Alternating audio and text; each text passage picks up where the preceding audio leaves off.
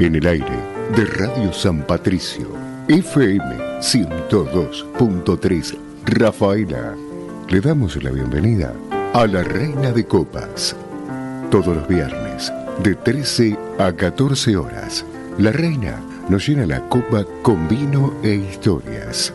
El destino es quien baraje las cartas, pero nosotros la jugamos.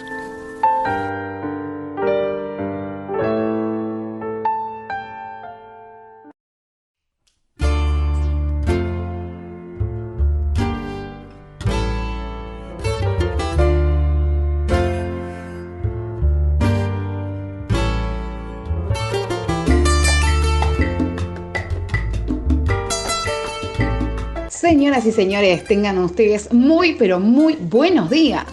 Estamos como siempre aquí en nuestra casa en Radio San Patricio, FM 102.3, Rafaela. Mi nombre es Ana Pía Roar y los voy a acompañar durante una hora en este magnífico camino de historias y vinos que es este programa Reina de Copas. Sean todos ustedes muy, pero muy bienvenidos. Qué bellísimo día, el día de hoy. Cómo amo los días frescos, cómo amo los días de otoño, un otoño bello, con un sol hermoso. Sigo diciendo que para mí esta es la estación más preciosa que hay. Igual que el programa de hoy, que tenemos modestia aparte, ¿no? Hoy vamos a volver a mezclar un poquito de historias que tanto me gusta con vinos, porque bueno, hace varios programas que venimos dejando un poquito la historia de lado y bueno, ya era hora de traerla otra vez a la mesa. Allá por abril del año pasado, entre tantos invitados geniales que hemos tenido, lo tuvimos a Pedro Escobar. Pedro es periodista, es escritor, es guionista, es mexicano. Y en aquel momento no estaba de estreno, pero sí nos estaba comentando su primer libro, Los buenos vinos en la historia. Y hoy, casi un año después, lo vamos a volver a tener, lo vamos a volver a llamar, a molestar, si se quiere, porque tenemos Los buenos vinos en la historia 2, un compilado de historias de grandes personajes de todos los tiempos que de alguna u otra forma se vincularon con el mundo del vino. En su primer libro tuvimos historias que iban desde músicos como Sting, como Eddie Vedder, como Luis Miguel, o dictadores como Stalin o como Hitler, escritores como Cervantes y como Hemingway. Y en esta oportunidad vamos a tener 20 personajes que también van desde artistas, pero ahora desde el mundo del cine. Vamos a tener otros escritores, vamos a tener de todo. Y como en aquel momento hablamos y les pedimos que nos cuente cuál había sido su historia que más lo había conmovido, hoy vamos a volver a hacer lo mismo. Vamos a tener la oportunidad de hablar con un escritor increíble que está de estreno, que está largando su segundo libro con relación al mundo del vino y nos trae un momento lleno de historias para compartir, así que le vamos a sacar el jugo como corresponde. Además, tenemos otra cosa para contarles. Hace un tiempo mi queridísimo amigo Gabriel Salcedo, que viene a ser también una especie de corresponsal en San Francisco, California, Reina de Copas, Gabriel tiene un podcast que se llama Simplemente Vino, que obviamente invito a que lo busquen en Spotify, también está en YouTube, que lo escuchen. Son un montón de entrevistas súper entretenidas con personajes del mundo del vino que van desde sommeliers, enólogos también, productores. Es excelente. Y con él habíamos planeado... Bueno, en realidad no lo habíamos planeado con él lo había planeado hacerle una entrevista a Valeria Gamper. Valeria es la ganadora del concurso al mejor sommelier de las Américas y me había invitado para que yo también participe de esa entrevista. Por motivos de trabajo no pude participar y me quedé con un montón de ganas.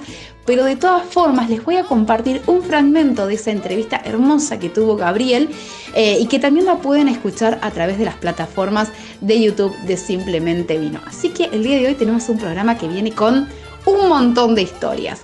No me voy a alargar más. Saludo a Mati, que está en controles como siempre, musicalizando este hermosísimo momento, al director de la radio, Oscar de Monte, a nuestros queridísimos amigos de Tres Arroyos que nos escucha a través de Radio Portal. Ya saben que también nos pueden encontrar en las redes sociales, en Facebook e Instagram. Somos Reina de Copa Radio. Y una vez que este bellísimo programa termina, lo subimos a YouTube, donde ustedes pueden seguirnos, suscribirse, poner me gusta, hacer comentarios, lo que quieran. Ahora sí, ponemos música y damos paso al programa.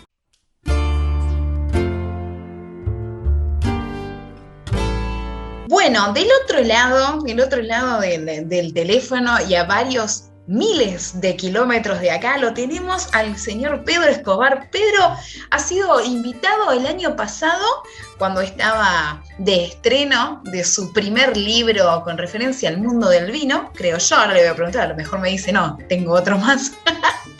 Y hoy, un año después, lo volvemos a llamar, lo volvemos a convocar para que se haga presente en la mesa de Reina, porque el señor Pedro Escobar, escritor, guionista mexicano, ha largado un segundo libro de los mejores, los buenos vinos de la historia del vino. Buen mediodía, Pedro, ¿cómo estás?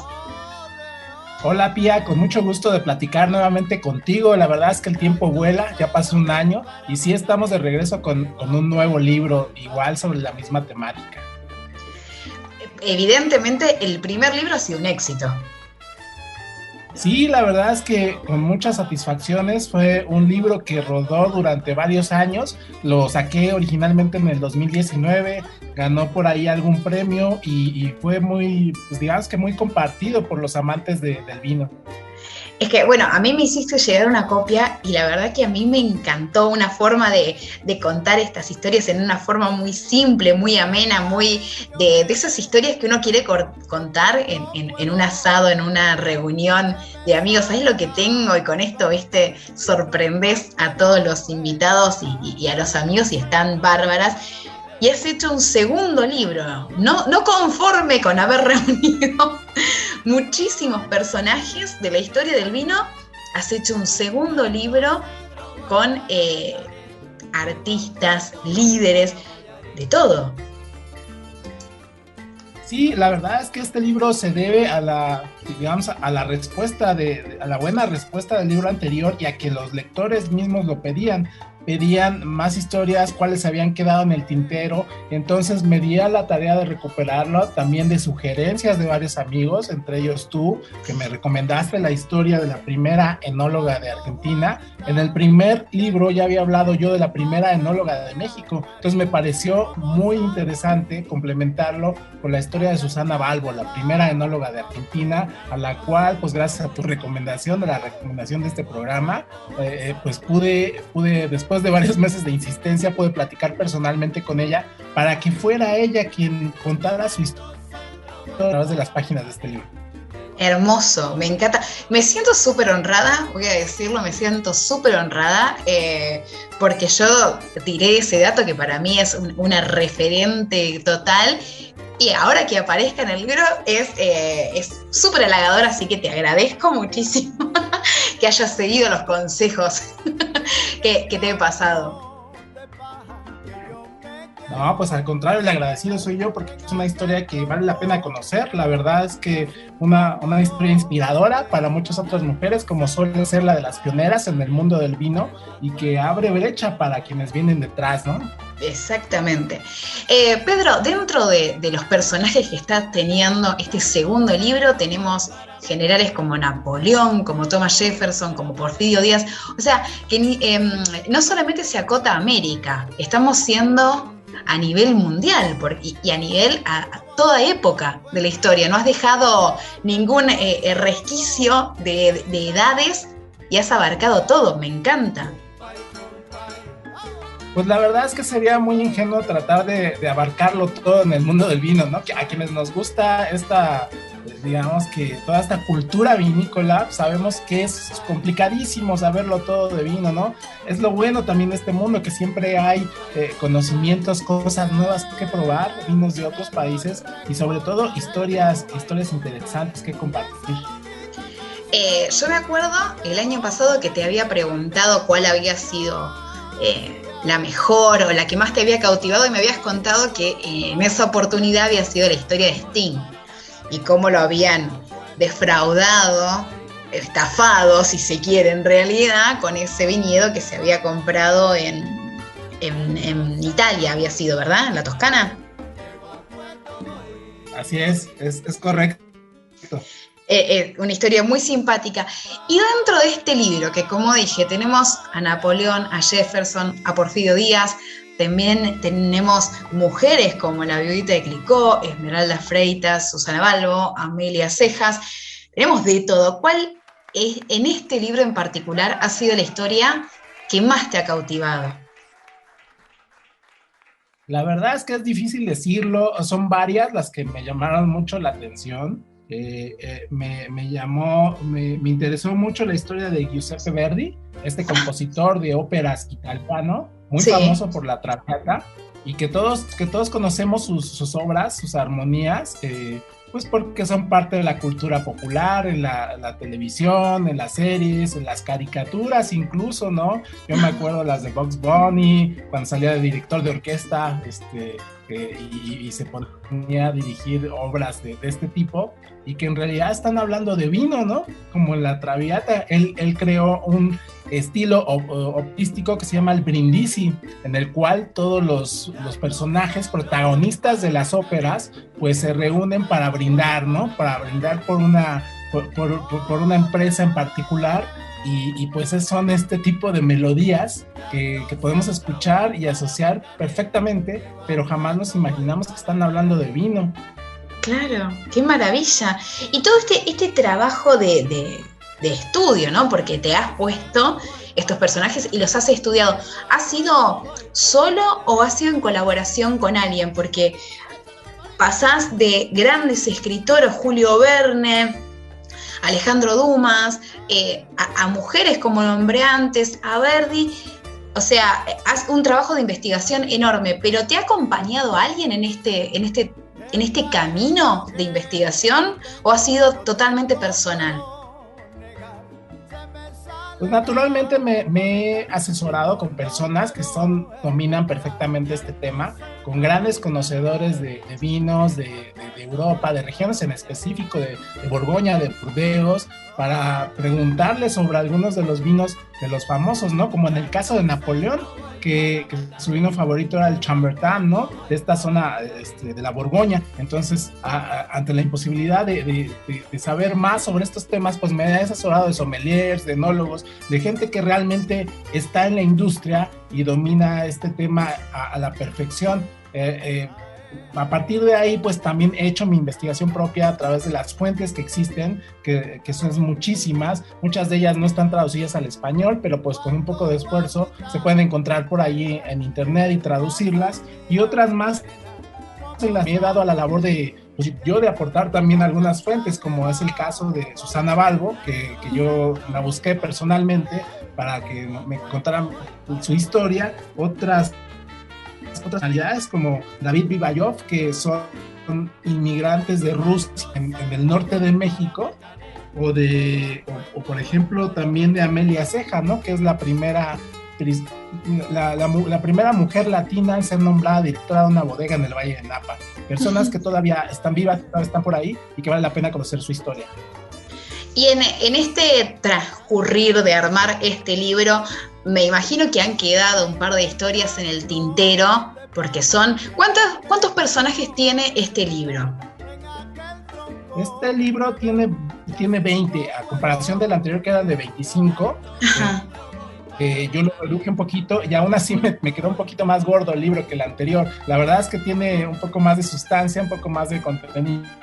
Espero que no afecte la dictabilidad del libro anterior, que era realmente un libro bastante ligero, bastante fácil de leer. Este es un poco más amplio y aunque reduje el número de personajes, pues quedó con mucha más información. Naturalmente hay algunas historias que todavía quedan por contar, sobre todo las que tienen que ver con personajes más contemporáneos, y pues quizá puedan por ahí aparecer en una nueva edición, una segunda edición de este libro, no lo sé, todo depende del interés de los lectores. el interés va a ser enorme, porque si ya te estuvieron pidiendo historias y te estuvieron aconsejando, evidentemente tu libro es muy bueno. Yo estuve leyendo, de hecho, te voy a hacer una confesión. En uno de los programas me serví de una de las historias porque estaba tan bien contada, tan linda, que me enamoré de la Ferreriña, del vino de Oporto, que me encantó. Y porque, bueno, yo tengo como una bandera muy grande de tratar de traer en conocimiento a más mujeres que han estado en el mundo del vino, porque por ahí hay muchas que están medio tapadas. Y la historia de la Ferreriña me encantó. Estas mujeres muy transgresoras. Creo yo que dentro de las historias que también vos estás trayendo, son personas que se han vinculado con el mundo del vino, pero transgrediendo, siempre corriendo un poco la vara de lo que se puede hacer, ¿verdad? Totalmente de acuerdo. En este sentido, pues puedo acotar la de Lord Byron, de este poeta inglés que aparece en esta nueva entrega, en Los Buenos Vinos en la Historia 2, el cual era un personaje totalmente iconoclasta, ¿no? Contracorriente de su tiempo, que fue muy famoso por dedicar varias frases célebres en torno al vino, pero mucho más por su escandalosa vida y sus costumbres. Este personaje acostumbraba a beber su vino en una copa de un cráneo, ¿no? En una copa de un cráneo que se encontró por ahí en una abadía que él heredó y que resultó ser de uno de los monjes que vivió anteriormente ahí, y a la cual le dedicó un poema que hizo grabar en el cuenco de este cráneo con el cual se hizo la copa, que dice así: yo viví, amé y bebí con placer como tú, y ahora estoy muerto, que la tierra renuncia a mis huesos. Lléname, no puedes ofenderme, pues el gusano tiene labios aún más viles. Este tipo de historias es lo que intenta aportar este libro, ¿no? Más allá del conocimiento técnico, de este tema versado, que esta atmósfera, a lo mejor de sofisticación que rodea el mundo del vino, siempre hay historias, personajes, y al final de cuentas, Pía, pues todos nos reunimos en una mesa y sustituimos la hoguera por una botella de vino alrededor de la cual todas nos reunimos, y pues nos reunimos para compartir este tipo de historias que podemos llevar con nuestro grupo de amigos. Eso es lo que intenta comunicar este libro. Bueno, todo lo que has dicho me encantó, porque yo lo resumiría en una frase que es: el vino es hermano del disfrute. Porque cuando uno está con amigos o celebrando algo, el vino pasa a ser como un compañero más que hermana todo eso, y le pone esta impronta de amenizar ese momento en forma exquisita. Me encantó todo lo que dijiste. No conocía la historia de Lord Byron, me resultó un poco fuerte, pero súper interesante. Estas historias son geniales para contar en los asados, te digo. Sí, y un hombre relacionado con el vino, pues hasta la muerte. La verdad es que un hombre conocido también por ser un gran galán de su tiempo, un gran Casanova, que murió muy joven, con un cuerpo muy bello, y fíjate que murió apenas con 30 años, y era tal pues la forma en que la gente lo quería, que él murió en Italia, y para regresarlo a su país, hasta Inglaterra, a preservar su cuerpo, lo metieron en un barril lleno de coñac para que su cuerpo llegara en buenas con su país. La verdad es que fue una relación un poco macabra al final con el vino, pero bastante interesante de conocer. Sí, macabra, medio fuerte, y no estoy segura, tendríamos que hablar con algún taxidermista si el coñac realmente preserva las condiciones de un cuerpo. Todo esto es muy asqueroso. Pues al parecer funcionó. En su caso, al parecer llegó en buenas condiciones. Sí, no tenemos chequeada ninguna fuente por las dudas. No lo hagan esto en sus casas. Vamos a aconsejar a la gente que deje las manos en manos del servicio fúnebre de todo esto.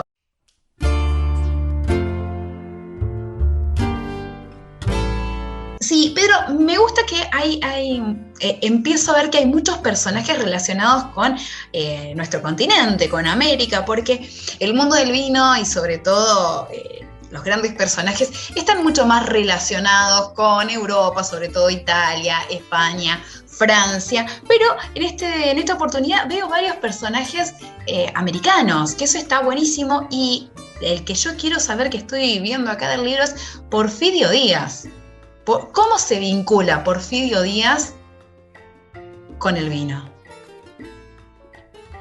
Pues no sé si realmente sea tan conocido en Argentina la figura de Porfirio Díaz. Él fue un presidente que se extendió muchísimo en su poder aquí en México, que es una de estas grandes figuras con claroscuros. Para la historia oficial, pues es un villano, ¿no? Un villano que pues llevó a la pobreza a millones de personas. Sin embargo, en los hechos fue también un gran personaje que revolucionó muchas industrias. Entre ellas construyó la red ferroviaria del país, trajo a nuestro país la energía eléctrica, echó a andar una industria muy afrancesada, muy inspirada en las tendencias francesas de la época, sobre todo en arquitectura. Muchos de nuestros sitios más reconocidos, como el Palacio de Bellas Artes, son producto de él, de sus iniciativas, grandes edificios. Y el mundo del vino pues no fue la excepción. Él quiso echar a andar a relanzar una industria vinícola que se había consolidado en la época del virreinato de la Nueva España aquí en México, que llegó a ser un gran productor de vinos, quizás el más grande del continente en aquella época, y que se abandonó. Él quiso relanzarla trayendo a México a un empresario que había logrado aclimatar con mucho éxito variedades de vid blanca, de Sauvignon Blanc, sobre todo de Chardonnay, en el Valle de Napa.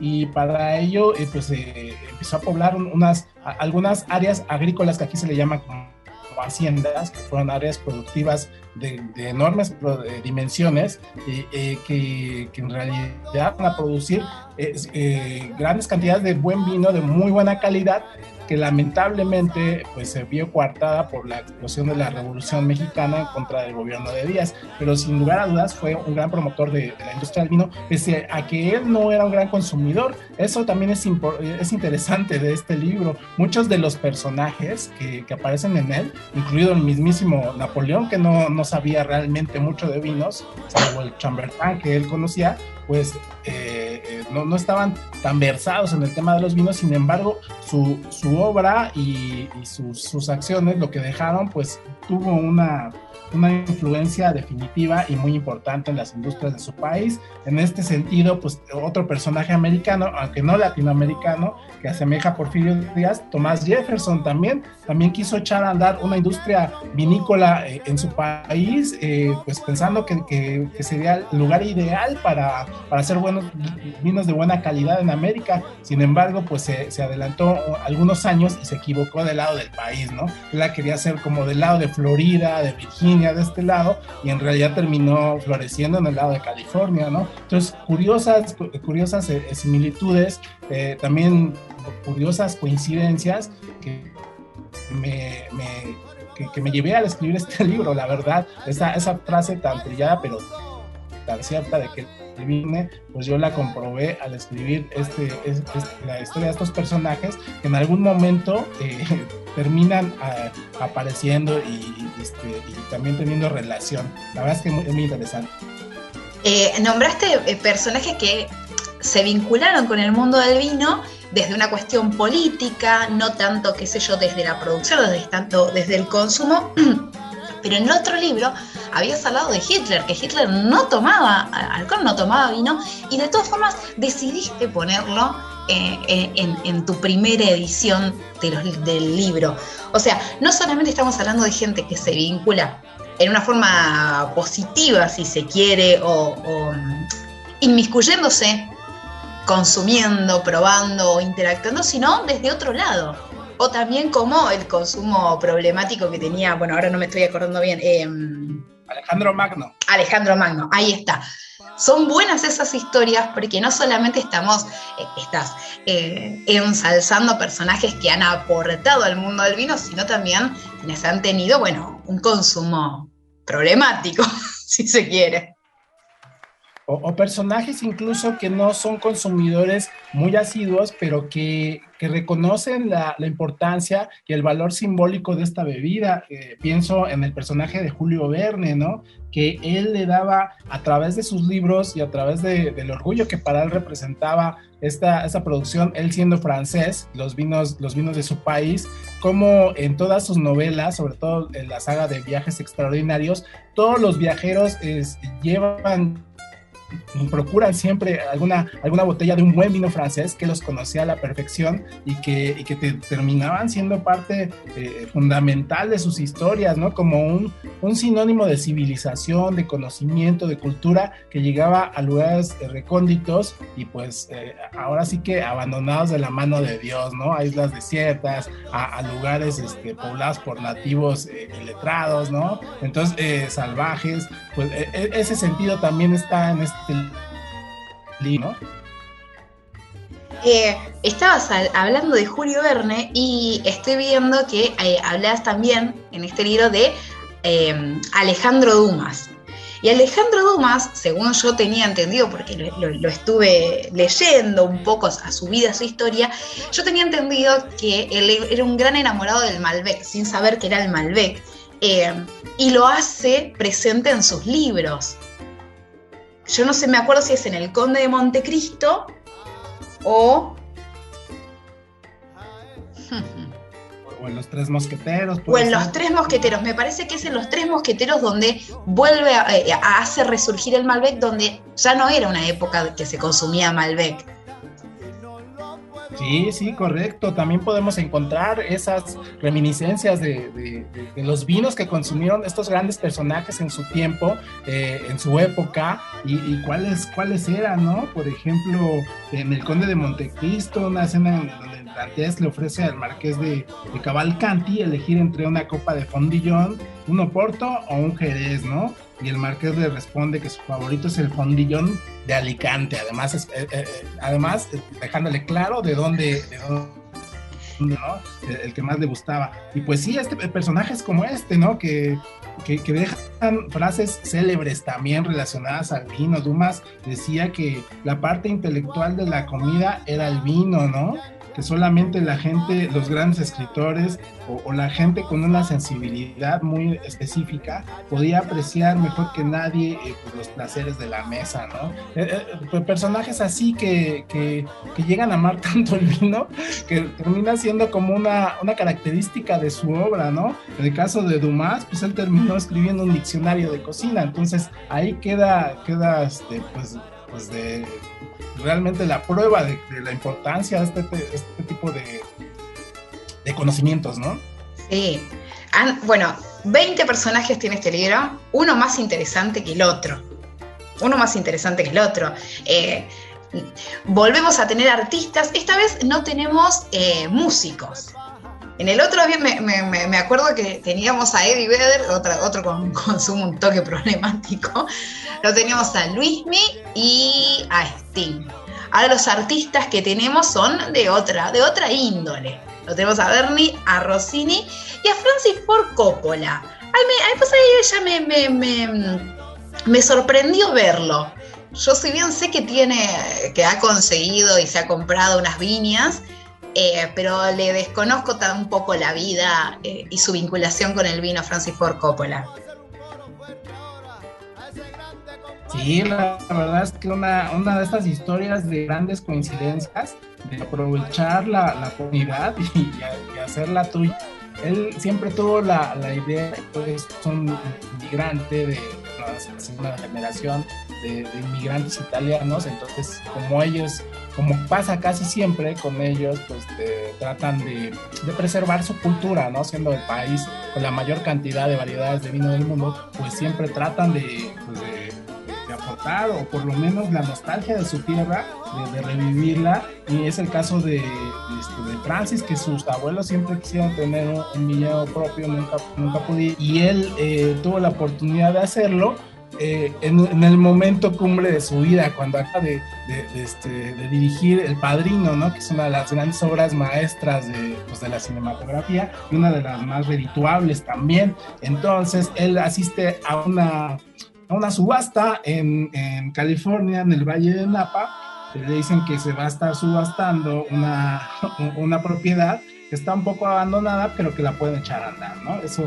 ocurrió en 1970 y él pues le llega la oportunidad con dinero, con la oportunidad de llevarla a cabo, y pues se termina siendo de una de las propiedades más importantes del Valle de Napa, uno de los considerados el gran chateau de toda esta zona, y pues termina haciéndose de viñas antiguísimas sembradas, una propiedad que se remonta nada más y nada menos a 1890, el Chateau Newham, que fue fundado por un capitán naval de origen finlandés que compró un enorme terreno en el condado de Rutherford. Esta subasta, la otra persona que estaba pujando por llevársela, pues era nada más y nada menos que Robert Mondavi. Entonces ahí queda la historia de cómo la oportunidad llega en el momento adecuado. Le pasó a Francis Ford Coppola, que lo que vale la pena reconocerle también es que se ha pasado varias décadas tratando de consolidar todo lo que fue esta gran propiedad, que estaba fraccionada, que la habían hecho pedazos, y que él pero terminó haciendo vinos de gran calidad, que muchas veces también fue su tabla de salvación cuando no le iba bien en películas, como pues terminaba ahí también tomando dinero de esta propiedad. Pasó cuando y rodó en 1979 Apocalypse Now, que estuvo llena de problemas, que uno de los actores, Martin Sheen, le dio un infarto, le explotó la guerra en Filipinas, una guerra de verdad. Guerra de verdad, en plena filmación. Eso fue un desastre, y creo que me parece que es una de las películas más caras de la historia y más difícil de grabar. Fue ¿sí? Francamente un parto, como se dice acá, fue complicadísimo, pobre tipo. Así es, y terminó siendo su tabla de salvación. Este viñedo es que a la fecha existe, y que pues sigue haciendo vinos de muy buena calidad. Entonces también por eso destaca ahí la historia de Francis Ford Coppola en el mundo del vino.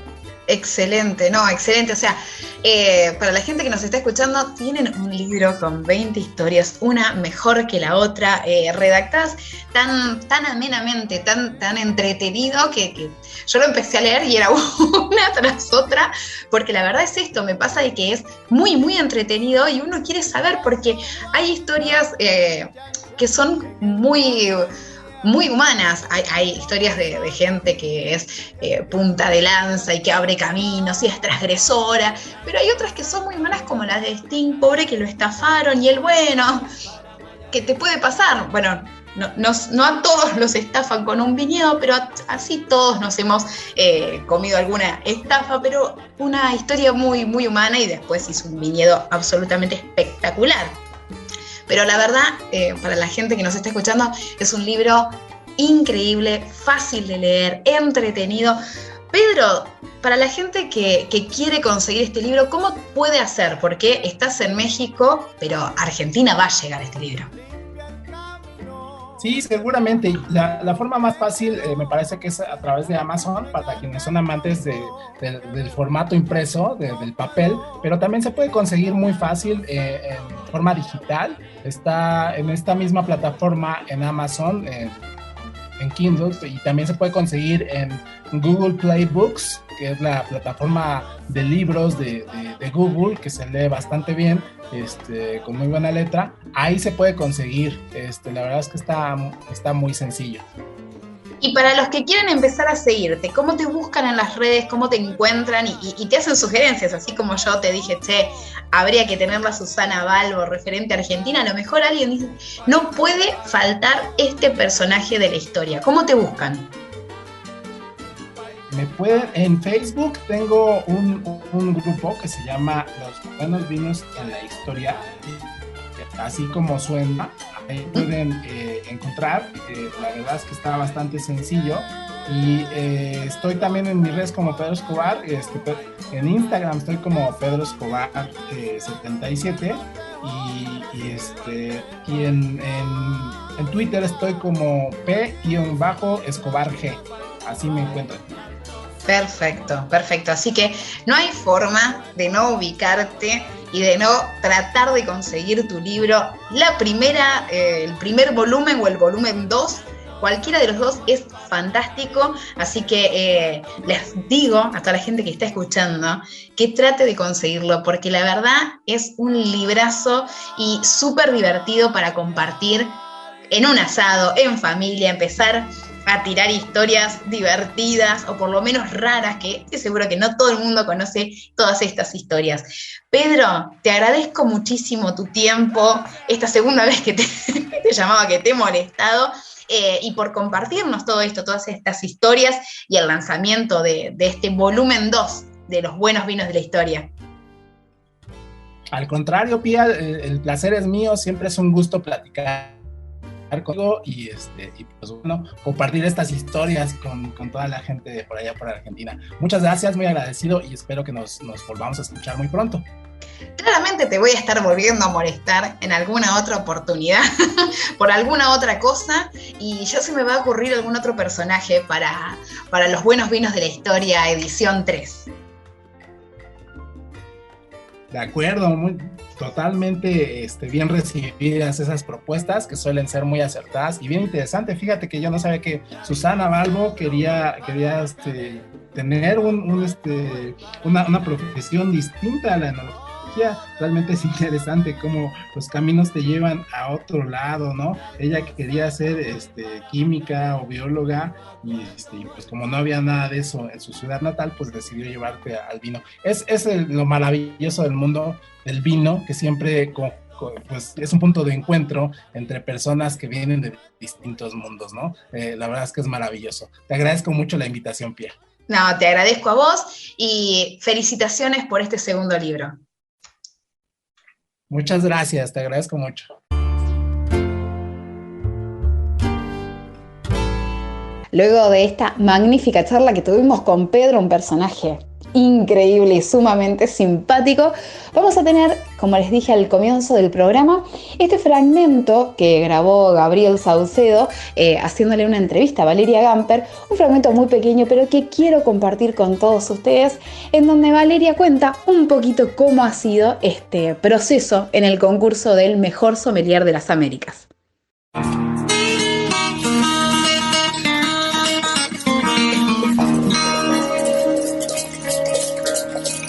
Bienvenidos y bienvenidas.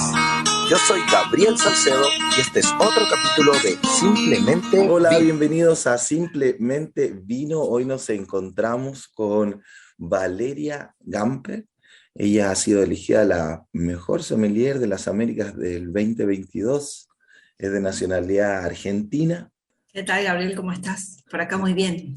Sí, no, ahora estoy en España, estoy en el norte, yo vivo en Navarra, así que estamos por aquí.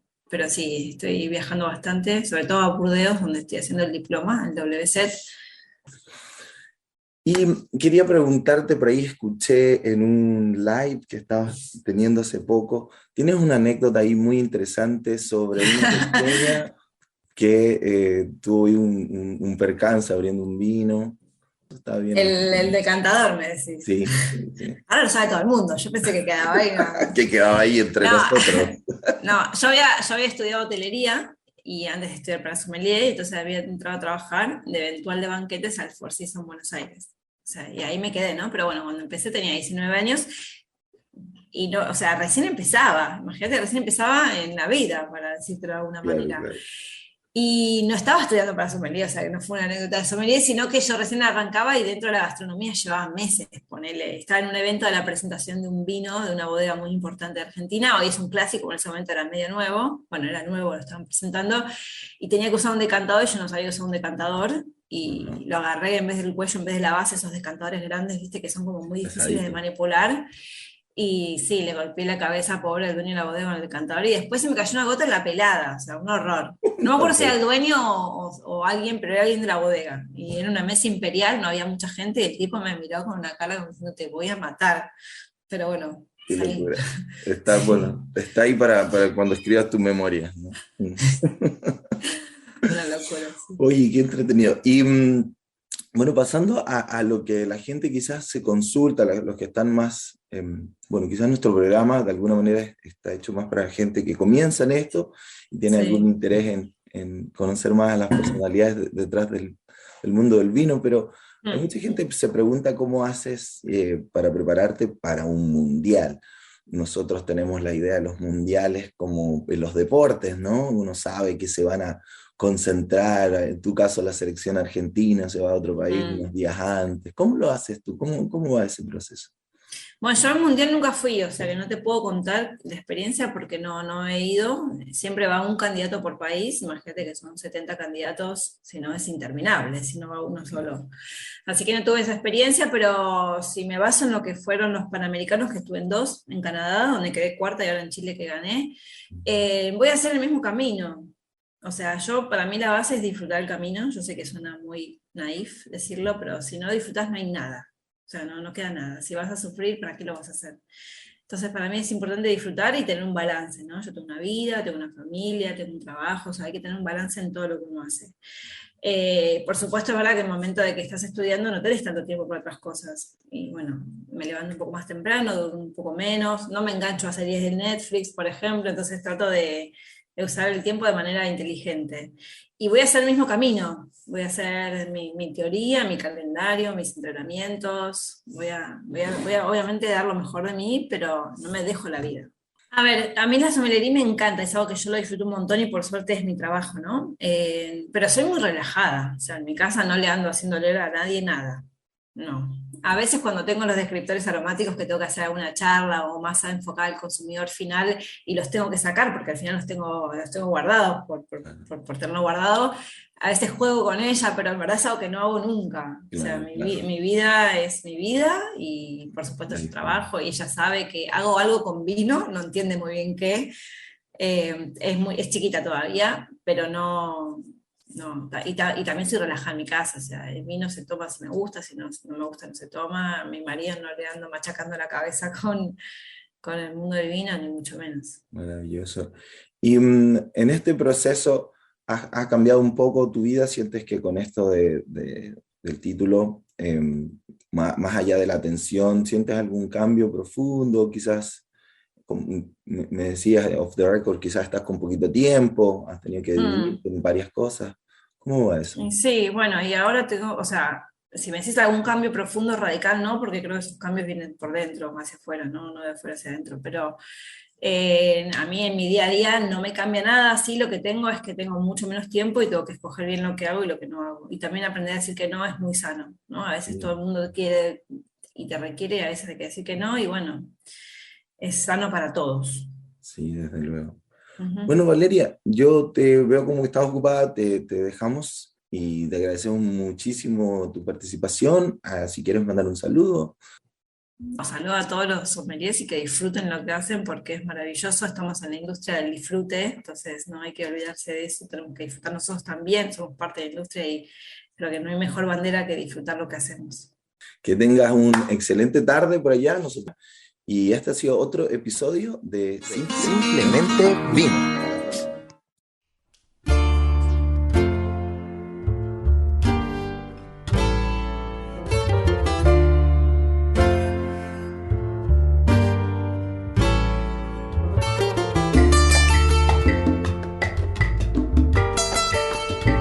Último bloque y ahora sí llegamos al final de este bellísimo programa donde lo hemos tenido a Pedro Escobar, nuestro invitado de honor del día de hoy, que nos compartió este libro que escribió, Los buenos vinos en la historia, y a quien obviamente invito a todos ustedes a que los busquen en las redes sociales, que busquen conseguir estos libros porque la verdad son sumamente entretenidos, fáciles de leer, un montón de historias. El primer libro, como dijo él, tiene 25 personajes y este libro, el de este volumen 2, si se quiere, tiene 20. Así que tenemos 2 libros espectaculares con 45 historias geniales como para compartir en el asado, para sorprender a alguien y para quedar como los dioses. No me quiero estirar mucho más porque estamos bastante justitos con el tiempo, así que voy a saludar, como siempre, a nuestros invitados, a Pedro Escobar y a este audio hermoso que nos compartió Gabriel Salcedo. Saludo, como siempre, a Mati, que está en controles, a Oscar de Monte, el director de la radio, a quienes bancan y ayudan a este programa, gracias a Guille de la Vinoteca Sabores del Sol, a Rubén y Agustín, los chicos de Adolfo Car Detail, y como siempre a todos ustedes que están ahí del otro lado compartiendo con nosotros este hermosísimo momento. Mi nombre es Ana Pía Roark y los espero la semana que viene, como cada viernes de 1 a 2 de la tarde, aquí en Radio San Patricio, FM 102.3 en Tres Arroyos. También estamos en Radio Portales, y si nos quieren buscar por las redes sociales, estamos en Facebook, estamos en Instagram como Reina de Copas Radio, y como siempre en YouTube pueden escuchar este y todos los programas de Reina de Copas las veces que quieran. Se suscriben, ponen me gusta, dejan comentarios, yo como siempre lo agradezco. Gente, que tengan un hermosísimo fin de semana. Muchísimas gracias por estar ahí. Que lo pasen hermoso. Salud y buena vida.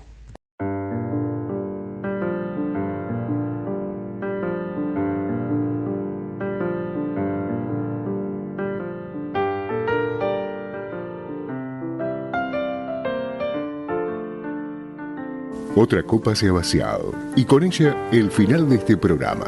Gracias por compartir con nosotros otro programa más de Reina de Copas.